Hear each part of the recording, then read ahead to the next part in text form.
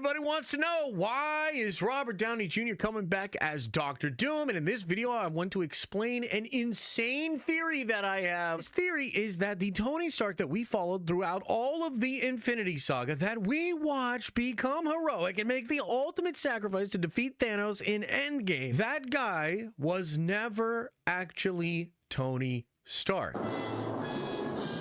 He was a Victor Von Doom variant, and he was adopted by the Starks, and all of this happened on purpose because it was the plan of He Who Remains to eliminate the possibility of Dr. Doom ever existing. And I know this sounds insane. It frankly is insane, and it will probably go down as one of the most ridiculous and crazy retcons in the history of pop culture, but there's evidence here. And in fact, all the things that the Russo Brothers have been saying in recent interviews and all the stuff that the insiders have said since I last made a video about this, all of it actually works to confirm this theory. I think it's real. I think it's going to blow people's minds. Let me explain this whole Tony Stark retcon theory. Before we even get into any of the evidence, I'd like to address this idea of why Marvel Studios would even want to do this. Well, you see, Marvel Studios has a tendency to like meta stuff. Meta can mean different things, but essentially what I'm talking about is the studio paying attention to fan conversations and paying attention to its own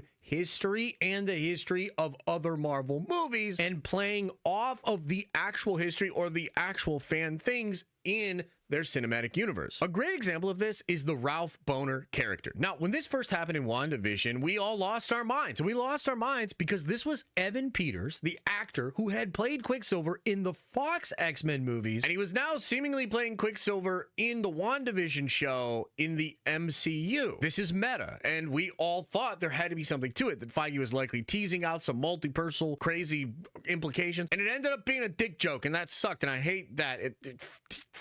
Another great example is Channing Tatum in Deadpool and Wolverine. I mean, the only reason that character is even in that movie is because Channing Tatum was about to be Gambit. He wanted to do a Gambit movie. He went to Comic-Con because he was like excited to be Gambit, but it never happened. It all fell apart. Big time nerds that follow this stuff, we remember that. And so we appreciate Gambit as Channing Tatum in that movie. And they even make some referential jokes about it because it's Deadpool and it's very meta because it's Deadpool, but that's also just something Marvel likes to do. Another example is Tom Cruise Iron Man. You'll remember these rumors were popping off when Multiverse of Madness was about to come out. And I would have loved to see Tom Cruise's Iron Man. Like, that's such a fucking cool idea. But one of the reasons Marvel was even interested in doing it is because Tom Cruise was going to be Iron Man. There was a time where Marvel Studios wanted Tom Cruise to be Iron Man before Robert Downey Jr. was Iron Man. And we've heard similar rumors attached to Joaquin Phoenix. Joaquin Phoenix was originally going to be Doctor Strange, and we've heard rumors in the past that Marvel Studios wanted to bring him back as Doctor Strange as another one of those meta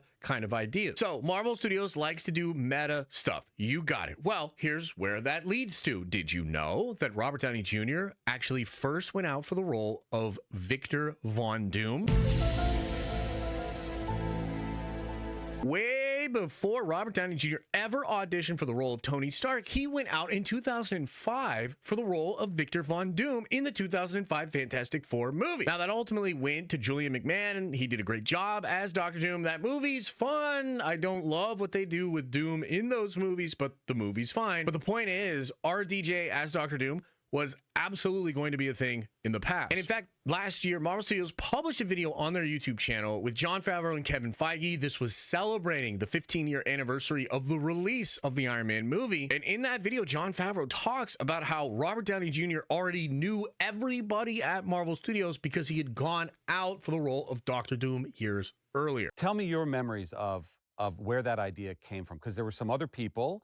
There were, and I've talked about it. I remember that Robert had come in for a general on it, and I remember you had all met with him already for like Dr. Doom or something. Here I come. I think in a sense here, Kevin does see this long history. He sees the fact that Robert Downey Jr. played this iconic character, and there's always this fun meta idea that he likes to play with. And so I think that's part of the idea here. But we are going to come back to this meta concept. So put a pin in this. We will come back to it because there's actually more to it. But recently, and well past the last time I made a video about this, the Russo brothers have come out to talk about the crux of the idea that brought them back to do these movies. And they keep talking about this idea that Steve McFeely had that really activated the whole team. And essentially the Russos had a ton of different ideas for cool stuff that they wanted to do in Secret Wars, but they couldn't find a way in via story. And it's always really important for them to have like a character reason or an actual story reason to get into these cool situations. And so within the past couple of months, they have talked over and over again about this crazy activating idea that Steve McFeely had, and that became the way into the story.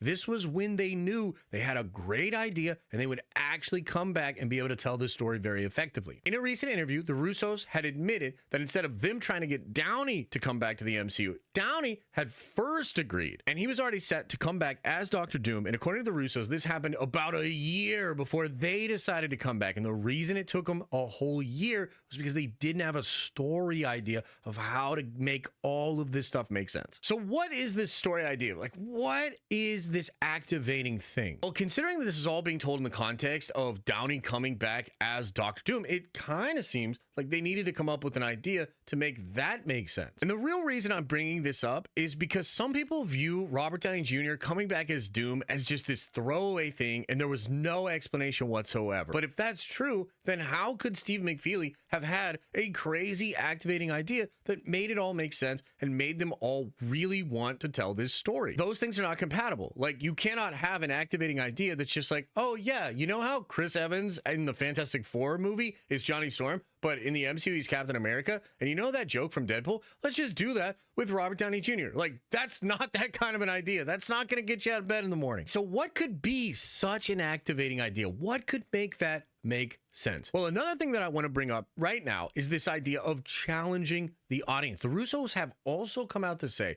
that the ideas they have in these movies, the stories they're about to tell, will challenge the audience. And they've also made mention of how they're very excited to tell this story, and they think it's on the level of stuff they did in Infinity War and Endgame, and it's going to, again, challenge the audience. Now, it is worth taking a second here to explain that there are established rumors that we will see evil versions of the Avengers in Avengers Doomsday. This has come out from a lot of different people. Paul from Heavy Spoilers had a scoop that you're going to see an evil version of Black Widow played by Scarlett Johansson in Doomsday, although Paul technically said Secret Wars, but it was for Doomsday. Alex Perez has talked about an evil version of Captain America that's going to be standing beside Doctor Doom in Avengers Doomsday. We've heard there's going to be an evil version of Hulk, and a lot of rumors just point to there being evil versions of all of the different Avengers. And I think that's crazy about that. And meta, once again, is that the heroes of the 616 will have a very difficult time with that. That will be challenging for the characters. Like, Paul focuses on this in his video talking about that leak, and I thought it was really cool the way he explained it, because yeah, for people like Yelena, it would be devastating to see Natasha, to think, oh my gosh, here's my sister back, here's this person that I miss so badly, here's all these things I want to say to her, and a lot of my trauma is associated with her just suddenly being gone, and here she is. This is great. Oh wait, no, she's evil. That totally sucks. Now I'm even more sad. Like, that's really challenging, and that's something they're going to do in the film. And so maybe it's as simple as just evil versions of the Avengers, and that's what they want to do with Doctor Doom. But again, it doesn't quite make sense as that being this incredibly activating idea, and it doesn't explain why the Russos continue to say that Robert Downey Jr. is the only person that could play Doctor Doom in the story that they want to tell. They have said this several different times in several different ways, but it's basically the same message. Doctor Doom, for their story, needed to be played by Robert Downey Jr. They said this at Comic-Con when they first brought him out, and they just said it in an article in the Times, like literally just a couple of days ago. Well, this is where the theory starts to really cook and get crazy. So check this out. Recently, Alex Perez of the Cosmic Circus discussed that Doctor Doom will feel justified in his mission because he will be seeking vengeance against He Who Remains for quote-unquote silencing his universe. Because remember, we know He Who Remains artificially created the 616 timeline. By doing that, He Who Remains silenced all of these other universes. That's coming directly from Alex Perez. That's a part of the motivation for RDJ as Doctor Doom. And Alex even speculates that it could be the case that Doctor Doom comes from a real version of the MCU, the version of the Marvel Cinematic Universe before the Multiversal War and before He Who Remains created the sacred timeline and used the TVA to make it the way he wanted. You see, most Marvel fans believe that the Robert Downey Jr. Doctor Doom will be a variant of Tony Stark. But in this scenario, with this theory in mind, it's the other way around. The character is Victor Von Doom, and the guy we saw as Iron Man during the Infinity Saga, he was a Victor Von Doom variant. The RDJ looking character is Victor Von Doom, and he's really Doctor Doom. That's him. He was Doctor Doom. He lived out the entire life on that universe as Doctor Doom. He fought in the Secret War against He Who Remains and maybe the other gangs, and then, as He Who Remains explains, he uses the power of Goliath and ends the multiversal war. And this has something to do with using the end of time and controlling the sacred timeline. So, RDJ as Doctor Doom lived out an entire life, fought in the Secret Wars, lost. Kang then used the power of Goliath and potentially using just that location in the Citadel beyond time, recreates the timeline, silencing the universe in which Doctor Doom actually existed as Doctor Doom. And as a cruel trick, or maybe just as a preventative measure, He Who Remains made sure that Victor Von Doom would be adopted as the Starks and raised as a hero. So if that's what it is, and again, there's some evidence here from Alex Perez that that's what they're cooking, that would make what Doctor Doom is doing make sense. It would allow us to be sympathetic to him. And if you know the character of Doom from the comics, this would also be a reason for Doctor Doom to go find evil variants of the Avengers, because this would be like an antithesis to what He Who Remains did to him. He turned Victor into a hero. And so now Victor will turn the heroes into villains. Do you see how this would all make sense this way? But that's not all, because remember how I told you to put a pin in this idea of Marvel really liking to be meta? Well, we now have to talk about the MCU reboot and how this connects to this whole plan with Doctor Doom. When Marvel Studios first started out, the reason they had to start with Iron Man was because it was one of the only characters that they could afford to buy the license for back. Because in the 90s, Marvel Studios was going bankrupt and they sold all the licenses to their most popular characters to studios like Sony, like Fox. And when Marvel Studios was first getting started in 2006, 2007, they didn't have the money to get Spider-Man back from Sony. I mean, they still don't have the money for that. And they definitely couldn't get the Fox X-Men stuff back either. So instead, they had to buy licenses for lesser known characters and start with Iron Man and the Avengers. But Kevin Feige always imagined a universe that included Spider-Man and the X-Men. And a couple of years ago, he let out a post-credit scene that he shot when they were making Iron Man 1. And this was something they have in the archives. And it was actually Sam Jackson doing a version of the post-credit scene where he says, "You are just a part of a larger world." And he's recruiting Iron Man to the Avengers. And in this version that was held in the archives, that was never released until a couple of years ago, Nick Fury mentions Spider-Man and the mutants. We'll never show this to anybody. Put it away. We're bringing them out. We're putting them on this disc. And I'm about to show you a deleted scene that has never been seen by anyone before right now. As if gamma accidents, radioactive bug bites, and assorted mutants weren't enough, I have to deal with a spoiled brat who doesn't play well with others and wants to keep all his toys to himself.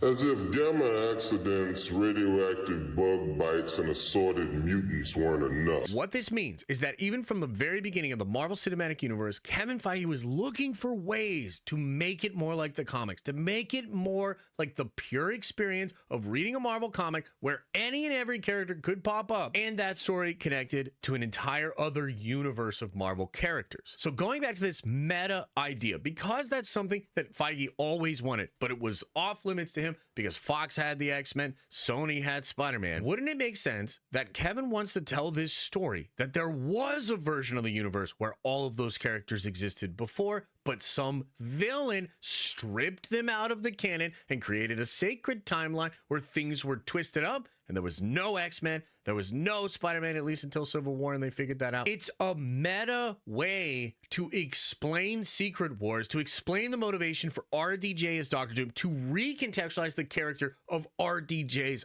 Iron Man and the entire Infinity Saga, and because we know they're going to do a soft reboot where they essentially just want to bring Spider-Man and the X-Men and the Avengers all into the same universe, this whole story would end in a way that gets us back to the original version of the MCU that Kevin Feige first imagined. This is potentially exactly what they're doing. But there's one more thing I want to talk about here, because obviously everybody wants to ask when I talk about this theory, what about Iron Man? What about RDJ as Iron Man? Because this would be weird, and we love him as Iron Man, so now we're supposed to like think about him as Dr. Doom? Well, I want to go back to this idea of challenging the audience, right? The Russos keep saying that they have this idea that really challenges the audiences. And I think this is the perfect idea. I mean, it is literally that challenging where you're trying to think, okay, so this retcons Iron Man, but was he still technically Tony Stark? Like, what makes a person Tony Stark? Because in my theory, the actual Tony Stark would have died maybe in childbirth, and then maybe the Starks just quietly adopt this kid from Sokovia or Latveria, and that just happens to be Victor Von Doom. And of course, all of this is orchestrated by He Who Remains, but in the canon, the Starks just think they're adopting somebody, they lost a child, they want to give a new child a home, they just call him Tony, they never tell him he's adopted, and he's just raised as a Stark. And so in that example, what makes him a Stark? Is it his DNA? Is it the fact that he doesn't have any DNA that he shares with the Starks that makes him not a Stark? Or is it rather the fact that all of his choices, that the way he grows up with Howard, the technology that he's surrounded with, the choices that he makes, the friends that he acquires along the road, are those the things that make him Tony Stark? This is ultimately the idea of nature versus nurture, and some of the greatest questions we have about what makes a person a person. And to apply that big time thinking to a character like RDJ's Tony Stark, I think is really compelling, really interesting, and challenging to the audience, because I think that Tony Stark is coming back. It might not be the exact one that died at the end of Endgame, but I think a heroic version of Tony will come back in Secret Wars and will ultimately face down with Victor Von Doom. And I really have no idea how that is going to go and how their conversations and decisions will affect the canon of the past and the MCU reboot. But I'd like to believe that Marvel will ultimately put RDJ as Tony Stark back on the shelf the way we found him. And it'll be more like we know how crazy that whole thing was because he was actually Victor, and maybe at any moment he could have gone down a dark path and become Dr. Doom, but instead he really did become Iron Man. Again, not because his DNA was that of Tony Stark, but because he lived like Tony Stark, and he thought like Tony Stark, and he made decisions like Tony Stark, and he made the ultimate sacrifice like Tony Stark. So there you have it, my theory on how all of this is going to connect. I know it's absolutely wild, but I wanted to make an updated version of this video because there's a lot more evidence from the last time I made this video. I'm even more certain that this is what they're doing. Let me know what you think about this crazy theory in the comment section below. And as I always say, I hope you are having an awesome and a nerdy day, and I'll see you in the next video.